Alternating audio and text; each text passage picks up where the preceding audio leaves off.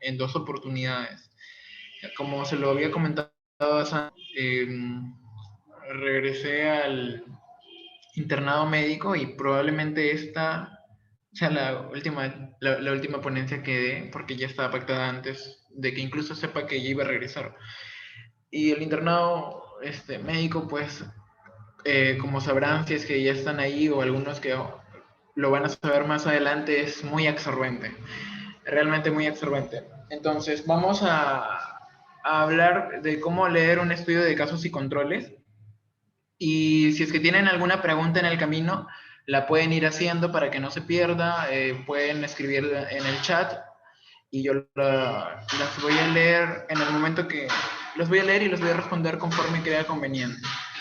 Ahora, solamente para aclarar, en lo de la afiliación, Emerge es de la Universidad Ana Cayetano Heredia, no de UCIL.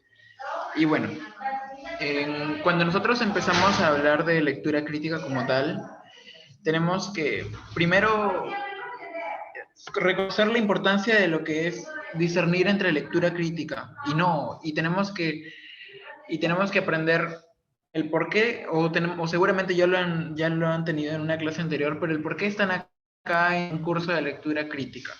Y algo que no ha nacido de mí, sino ha nacido de los doctores con mucha más experiencia con los que en algún momento he tenido la oportunidad de trabajar, es que es una utopía creer de que todos los estudiantes de medicina van a hacer investigación. Es mentira.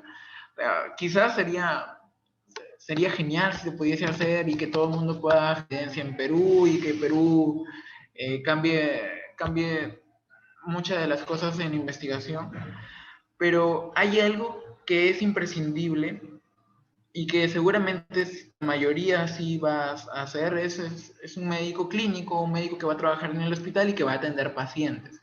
Y es imprescindible para un médico que va a atender pacientes conocer lectura crítica, porque le va a permitir brindar una mejor atención usando la mejor evidencia científica hasta el momento y utilizando también su criterio clínico. No es solamente que lo que dice el artículo, eso es, y eso se va a tomar. Por eso la diferencia entre la lectura no crítica y lectura crítica. La lectura no crítica viene a ser el propósito, pues, viene a ser su propósito es reconocer lo que dice el texto. O sea, para los lectores no críticos, muchos textos ofrecen la verdad completa y nada más que la verdad. Lo que hemos venido haciendo probablemente durante todos los años de medicina, cuando leemos un libro sobre alguna enfermedad o un tratamiento, y nos lo aprendemos al revés y de hecho, pero no sabemos cómo, de dónde salió que se tiene que dar ese medicamento y por qué ese medicamento en vez de otro, etcétera. Y no nos hacemos más preguntas, simplemente lo aceptamos y lo tomamos como es. Eso vendría a ser lectura no crítica. Pero cuando tú vas a la realidad, vas a emergencias, casi nunca te llega un paciente ideal como te lo menciona el libro. Te llega un paciente con 4 patologías juntas y que las 4 se han descompensado. Entonces, lectura crítica, el propósito de la lectura crítica es analizar lo que dice el texto. O sea, no solamente leer y decir dice A más B, sino dice A más B, pero quiere decir C más C. Entonces, para lectores críticos, un solo texto brinda una versión de los hechos, la perspectiva de una sola persona o los autores sobre el tema. Entonces, el lector, el que hace lectura crítica, va a estudiar su tema y cómo se presenta el tema también. Y qué es lo que quiere dar a entender con eso. Y como dice, es la versión de los autores de ese artículo, por ejemplo. Entonces, tiene uno que interpretarlo de esa forma. Porque como ustedes saben, no hay ningún artículo científico que no tenga limitaciones, que no tenga errores. Si no, no existiera el intervalo de confianza del 95%. Si todo fuera con una confianza al 100%, no existiera intervalo, porque tú ya sabes cuál es el resultado que saldrá. Entonces, eso no existe. No existe el estudio perfecto. Pero para eso nosotros tenemos que aprender a interpretar lo que tenemos. Y ya, con este preámbulo, el por qué es importante que ya les he comentado, hay que aprender y entender algunos puntos claves de un estudio de casos y controles, antes de irnos de lleno con la lectura crítica de casos y controles. Este tipo de estudios es un estudio observacional, analítico, ¿ok? Entonces, ustedes recordarán que hay dos grandes grupos de estudios en investigación, ¿no? Los experimentales y observacionales. En casos y controles estamos en los observacionales, no manipulamos las variables. Pero este tipo de estudios es eficiente para el estudio de enfermedades raras. O sea, si tú tienes una enfermedad cuya incidencia, prevalencia es muy baja, este es probablemente el tipo de estudios que más va a ir, que más va a funcionar para responder tu pregunta de investigación. Es más eficiente para enfermedades raras. Ahora, los sujetos son seleccionados en función de un resultado de interés. Quiere decir de que tú ya conoces el desenlace desde el comienzo. Tú los defines desde el desenlace como un caso y un control. O sea, tú defines desde el comienzo paciente con cáncer de pulmón y sin cáncer de pulmón. Y de ahí partes a una variable de exposición. O sea, tú partes del desenlace buscando las exposiciones.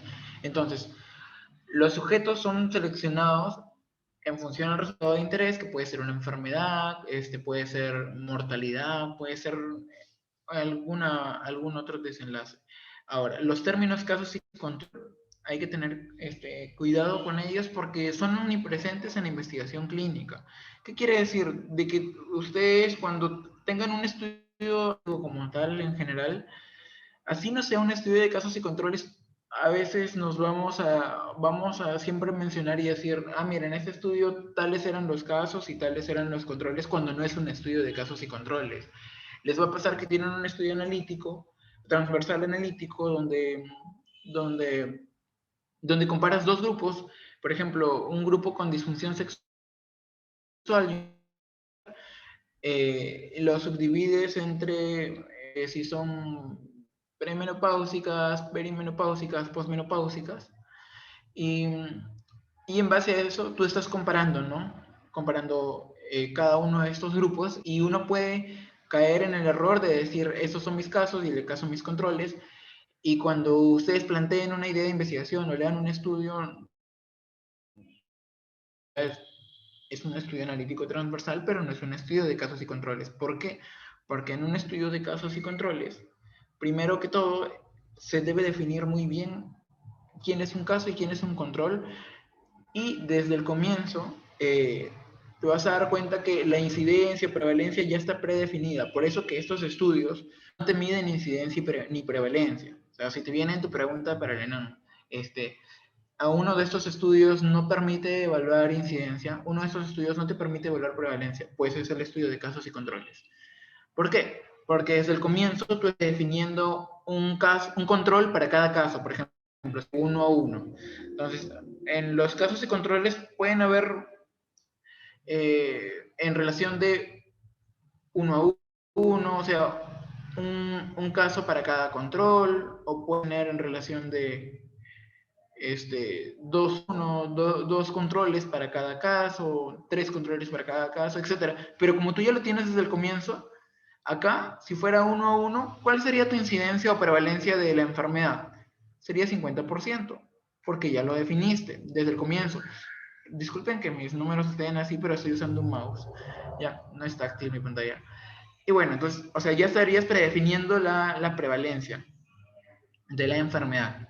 Si aquí en este segundo caso, acá cuánto fuera, 33.3% seguramente, ¿no? Entonces, no sirven eh, para, eh, para incidencia ni prevalencia. A eso hay que tenerlo en cuenta también desde el comienzo.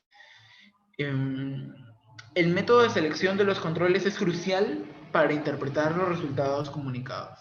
O sea, el estudio de casos y controles tiene muchas ventajas que las vamos a ver en la siguiente diapositiva, pero es muy difícil de realizar porque no es muy difícil de realizar, es fácil de realizar, pero lo complicado está en definir bien tus casos y definir bien tus controles. Entonces, ese paso es crucial para interpretar los resultados, porque si tú no defines, si tú no si tus controles no son escogidos de forma correcta, no vas a saber si es que la comparación que estás de casos y controles es correcta, si es que esos resultados son válidos para otras poblaciones, por ejemplo. Entonces, esa es una de las cosas a tener en cuenta.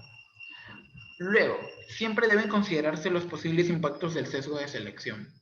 Claro, porque si les estoy diciendo que ya de por sí es difícil definir bien tu caso y tu control, cuando empieces a hacer la selección de los participantes y empieces a ubicar a cada uno en cada grupo, suelen haber errores.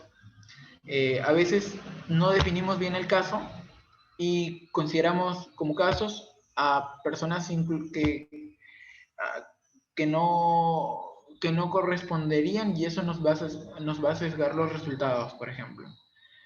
Eh, También vamos a tener sesgo de determinación o información y sesgo de recuerdo. ¿Por qué? Eh, Porque como les estoy diciendo que partimos desde un desenlace, o sea, partimos ya desde una variable resultado, lo que vamos a hacer es preguntarle a la población por exposiciones pasadas. Y obviamente va a haber este sesgo de memoria, sesgo de recuerdo, que no van a acordarse muy bien cómo fue. Es como si a ustedes yo les pregunto ahorita, ¿qué almorzaste ayer? Algunos se acordarán perfectamente y algunos no se acordarán, aunque parezcan inverosímil, pero va a ser así. O que les diga, hace un mes, el primer lunes del mes pasado, ¿qué almorzaste? ¿Te vas a acordar? Probablemente no, pero es una limitación que debemos asumir y que debemos contrarrestar al momento de hacer este tipo de estudios. Sesgo de información también. Y eso ya lo vamos a ver más adelante a más detalle. La confusión y el azar, que también tiene que ver con la parte de la muestra y la confusión con las variables que incluyamos en el estudio. Entonces, primero, teniendo en cuenta esto de esos puntos claves de los estudios de casos y controles, también hay que reconocer que tiene ventajas. Como les había dicho, son más eficientes porque son más pequeños, son menos caros a una cohorte, por ejemplo. Son más eficientes que una cohorte. Y en realidad, cuando vemos lectura crítica de casos y controles, deberíamos haber visto lectura crítica de cohortes antes, para que no se pierdan en algunos conceptos. Si no, van a tener que explicarse ambos quizás de la mano. Ahora, el, son, más, son más eficientes en función a quién, a una cohorte, ¿ok? Porque la cohorte va a ser un seguimiento en el tiempo, ¿ya? Donde nosotros aquí en dos grupos, uno de expuestos y uno de no expuestos. Supongamos que los expuestos, ¿no? Y acá vamos a buscar desenlace, por ejemplo, ¿quién hace cáncer? ¿No? O algo. Y acá está la variable tiempo.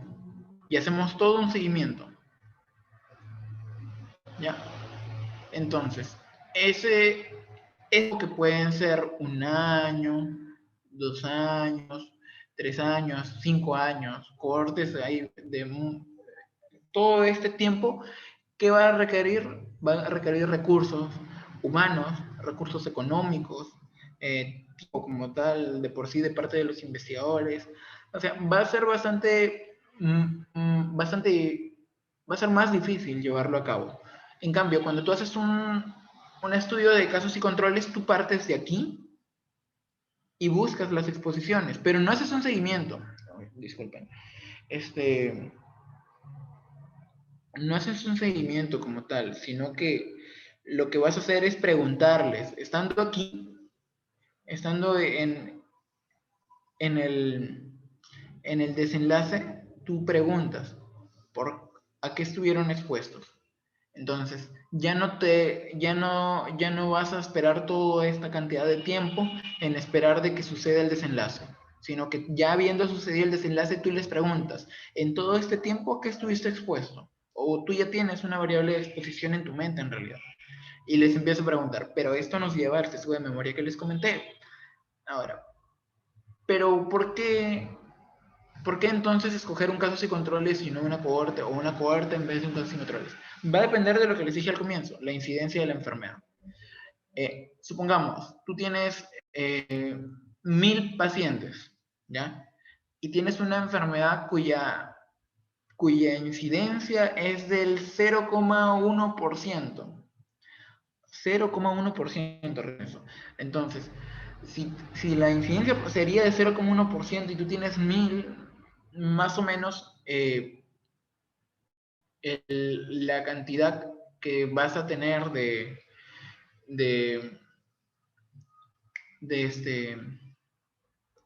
la cantidad de casos que tengas cuando pase un año, por ejemplo, va a ser 1. Entonces, tú vas a esperar todo un año analizando 1000 personas para solamente tener un caso al final. ¿Tú crees que eso te va a convenir en tu análisis estadístico? ¿Tú vas a poder comparar en un grupo a 1 contra 999?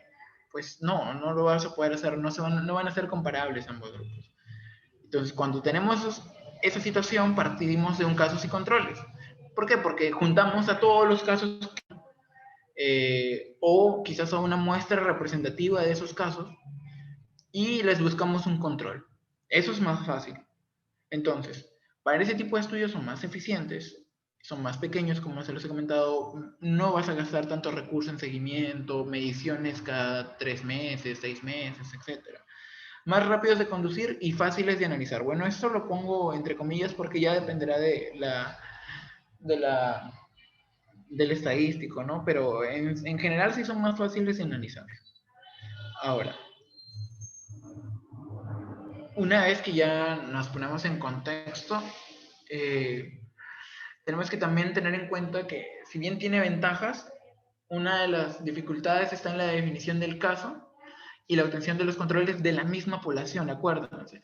Y eso es lo que tienen que tener en cuenta, porque a veces plantean casos y controles varios chicos y dicen, ya voy a conseguir los casos en el hospital y los controles pues los puedo conseguir de la población, ¿no? Pero no, la idea es de que sean de la población, cuando dije población me refería a la comunidad, por ejemplo. Entonces, no, esa no es la forma. La idea es de que sean de la misma población. ¿Sí? Quizás sean en un ambiente hospitalario, también que sean en un ambiente hospitalario. Y lo que se va a hacer, en realidad, lo que se dice es de que un caso debe ser igual a un control. La única diferencia es que uno tiene la enfermedad y que el otro no la tiene. Si tú a un control eh, le haces el diagnóstico de la enfermedad que estás planteando, ese tiene que estar tan comparable al caso que ya vendría a ser un caso. O sea, de forma deben ser equiparables ambos grupos. Y se trata de medir las exposiciones de interés y comparar su ocurrencia tanto en casos como en controles, en ambos grupos. Ahora, causalidad, a veces el que nosotros planteemos un estudio de casos y controles nos da una idea de causalidad, pero tenemos que tener en cuenta que no es así. No siempre es así. O sea, el decir de que tales factores por ejemplo, factor de riesgo como tal es un término que vendría de una cohorte, pero decirlo de esa forma en un caso y controles es como dar un salto de fe y confiar en el buen diseño del estudio. Podría hacerse, podría inferirse quizás de esa forma, pero de una forma más relativa, ¿no? No es causalidad como tal porque para evaluar causalidad tú tienes que tener esta variable, tiempo, saber quién estuvo antes de. Y lo que pasa es que aquí también nos puede generar confusión sobre quién empezó antes o quién no. Y eso es lo que se llama a veces causalidad inversa, que ya lo vamos a ver más adelante. Ahora, lo que te ofrecen los casos y controles es una asociación. Entonces tú tienes factores que se han asociado a tener tal cosa, pero que según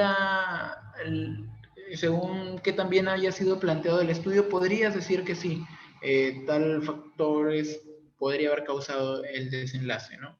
O estaría más asociado a ese desenlace. Entonces, una de las cosas que ya debemos empezar a ver cuando estudiamos un estudio de casos, un artículo de casos y controles, es ver si es que está sesgado el estudio. Lo primero es el sesgo de selección, que es de los más frecuentes en este tipo de estudios.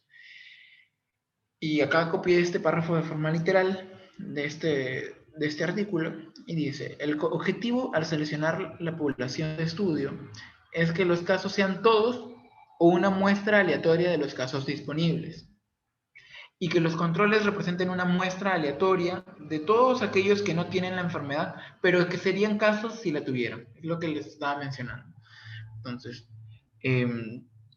y como generalmente se usa para enfermedades raras o enfermedades cuya incidencia es baja, pues trata de conseguir a todos los casos posibles. Si es que puedes incluir en tu estudio todos los casos, inclúyelos. Y si no, ten una muestra aleatoria de ellos y trata de mantener la representatividad, más que todo. Luego está el sesgo de información y el sesgo de memoria, que ya lo hemos hablado. El sesgo de información quizás no lo explique mucho, pero aquí las exposiciones se van a notificar quizás de manera distinta entre casos y controles. ¿Por qué? Porque lo que pasa es que también las personas cuando recolectan resultados, ya tú llegas sugestionado quizás o predispuesto a encontrar tal exposición en el paciente que tiene la enfermedad. O sea, tú ya sabes que el paciente tiene la enfermedad, entonces haces la entrevista o la encuesta y de tal forma que lo que tú quieres es encontrar la exposición sí o sí en mayor cantidad en el paciente que tiene la enfermedad en comparación al que tiene el control.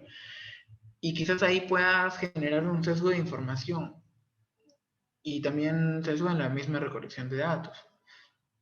Y el sesgo de memoria que ya se los expliqué, ¿no? Los participantes deben recordar exposiciones pasadas y esto puede generar errores. Ahora, para hacer lectura crítica, como tal, hay un checklist interesante de 10 preguntas a hacernos que deberíamos tener en cuenta.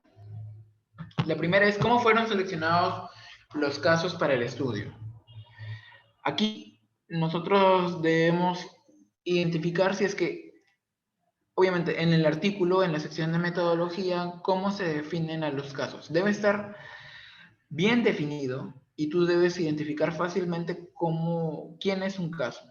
Y ahí debe estar explicado en la metodología. Entonces, lo primero que tienes que hacer es en la metodología ver la parte de población y ver cómo es que se seleccionaron los casos. Ahora, entre otras las cosas, también tienes que ver los criterios de exclusión y si es que estos criterios de exclusión son razonables para reducir sesgos. Porque como yo les decía, a veces lo que tú quieres es tener un paciente ideal en un estudio. Entonces, si tienes un paciente con la enfermedad A, pero sabes que cierta enfermedad B puede conllevar a malos desenlaces en esta enfermedad, te descompensa la enfermedad A, y tú no quieres eso porque tú quieres evaluar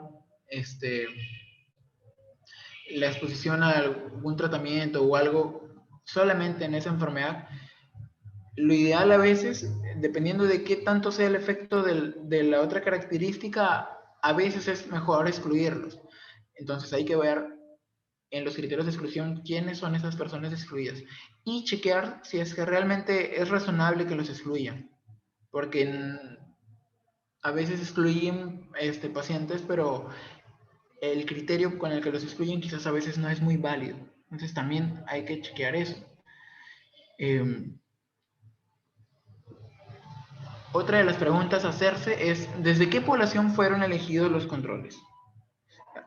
Los controles de cualquier estudio de casos y controles deben ser obtenidos, como ya les he dicho, de la misma población, donde los casos fueron obtenidos.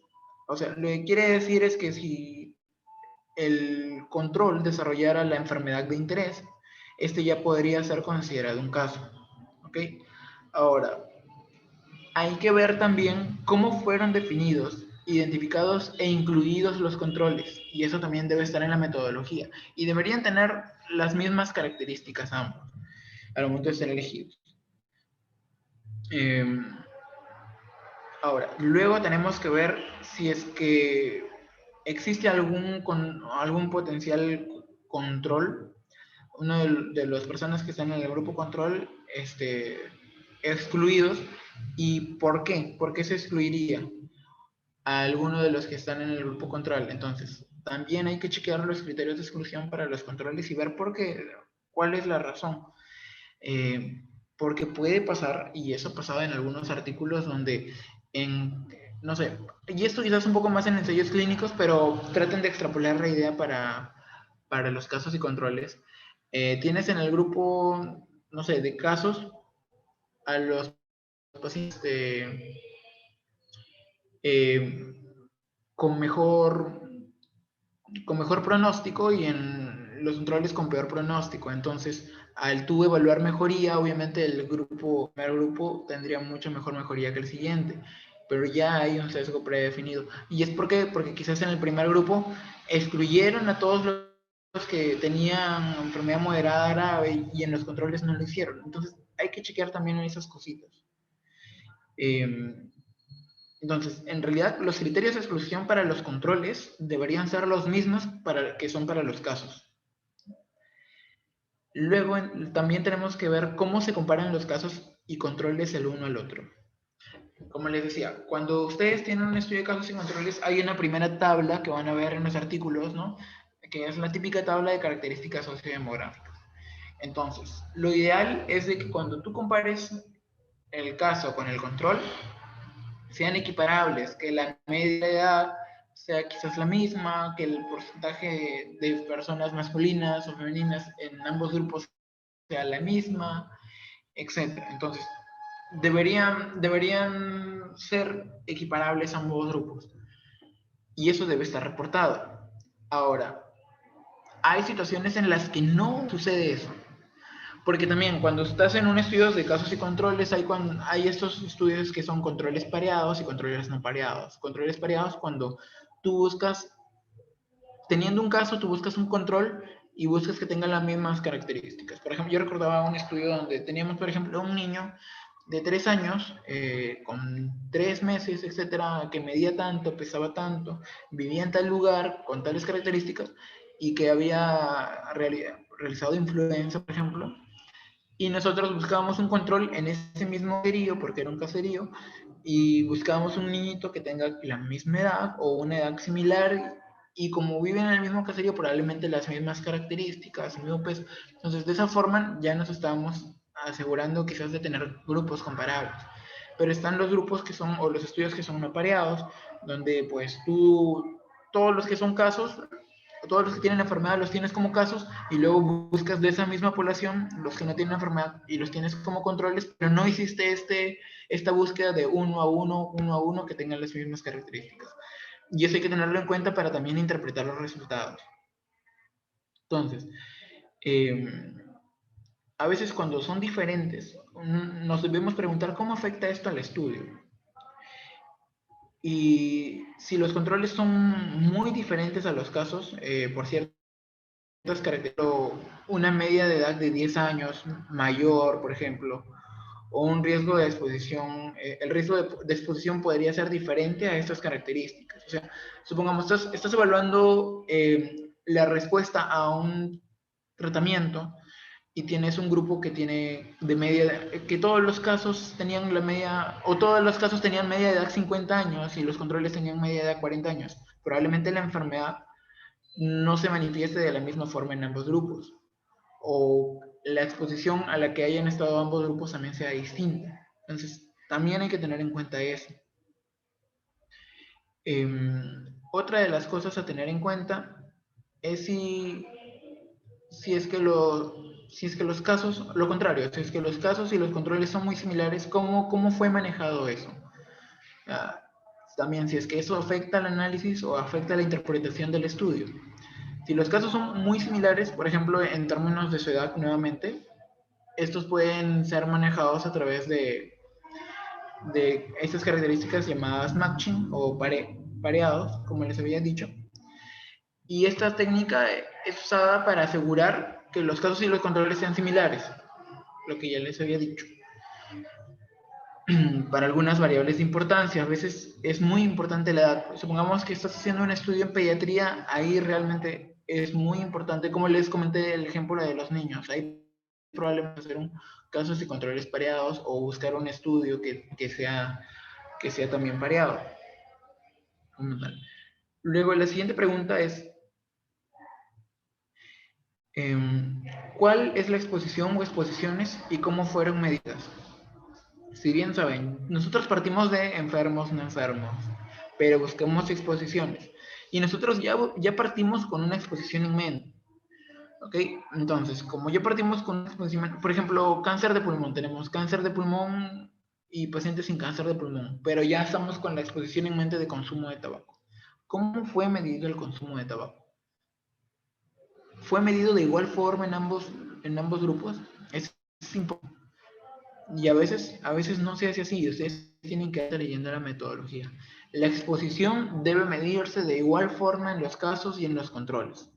Y debe ser bien medida. Para eso, si es que buscas consumo de tabaco, no vas a preguntar, señor, ¿usted ha consumido tabaco alguna vez en su vida? ¿Ha fumado cigarro? No, porque puede haber fumado solamente un cigarro en toda su vida y no lo vas a comparar con alguien que ha fumado 20 cajetillas de cigarro al día durante 10, 15 años. Entonces, obviamente no va a compararlo así. Tiene que haber, hay instrumentos para medir el consumo de tabaco y ese instrumento debe ser de igual forma aplicado en ambos grupos. Ahora, la otra pregunta, ¿qué se ha realizado para reducir el sesgo? Como ya les dije, hay sesgos a los que nos enfrentamos con el estudio de casos y controles, pero la idea no es decir, mira, tengo esta limitación y qué pena, me voy a quedar con esta limitación. No, en todos los estudios tienen limitaciones, pero siempre lo que se hace es tratar de reducir la limitación al máximo. Entonces, para, para evaluar quizás no sé, el sesgo de información o etcétera, quizás uno ya pueda predefinir, hay como una misma, hay entrevistas que ya son predefinidas, donde tú ya tienes las preguntas establecidas a hacer a cada grupo y si es que te responde sí o no, la siguiente pregunta que harías. Y como todo lo tienes escrito, sea un caso o un control, independientemente de lo que te responda, tu pregunta o tu repregunta va a ser la misma. Esa es una forma de, de poder reducir, por ejemplo, en los sesgos de información. No recuerdo exactamente el nombre, pero son una especie de manuales que se suelen usar bastante en los estudios grandes de investigación. Que a cada persona que recolecta datos se le da este manual, se le entrena y se le dice, se tiene que medir de forma o tal forma. Y se les hace de forma objetiva.